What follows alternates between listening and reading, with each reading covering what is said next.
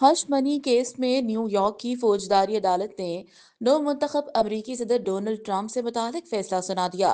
अदालत ने Donald Trump को गैर मशरूत तौर पर इल्जामात से बरी करते हुए करार दिया कि ट्रंप को जेल में कैद नहीं किया जाएगा और ना कोई जुर्माना होगा। अलबत्ता अदालत ने पैसे देकर छुपाने का जुर्म ट्रंप के रिकॉर्ड में शामिल करने का हुक्म देते हुए कहा कि नव मुंतखब अमरीकी सदर हश मनी केस में मुजरिम है। रावलपिंडी बानी पीटीआई की बहन अलीमा खान का कहना है कि बानी पीटीआई ने अपना case international human rights organisation लेकर जाने का फैसला किया है।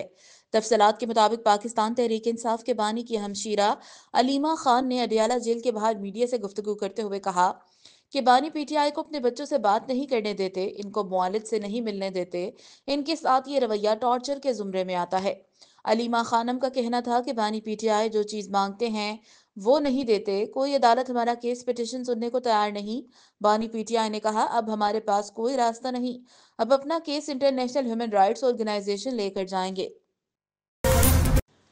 इस्लामाबाद कौमी एयरलाइन पीआईए की पहली परवाज 4.5 साल बाद पेरिस के लिए रवाना हो गई।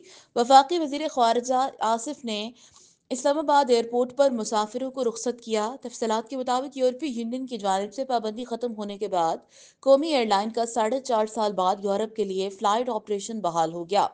ख्वाजा आसिफ ने पीआईए के सीईओ के हमरा पेरिस परवाज का इफ्तिताह किया।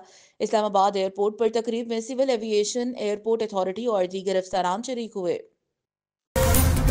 बलूचिस्तान के इलाके संजती में कोयले की कान में गैस भरने से धमाका हुआ, 12 कारकुन इसमें फंसे हुए हैं। बलूचिस्तान के इलाके संजती में कोयले की कान में गैस भरने की वजह से धमाका हुआ है। रिपोर्ट के मुताबिक ये वाकया जुमेरात की शब पेश आया। पीटीएमए और माइंस डिपार्टमेंट की टीमें मलबा हटाने में मसरूफ हैं, जबकि इमदादी कार्रवाइयों के दौरान गैस की वजह से 2 रेस्क्यू एहलकार बेहोश हो चुके हैं।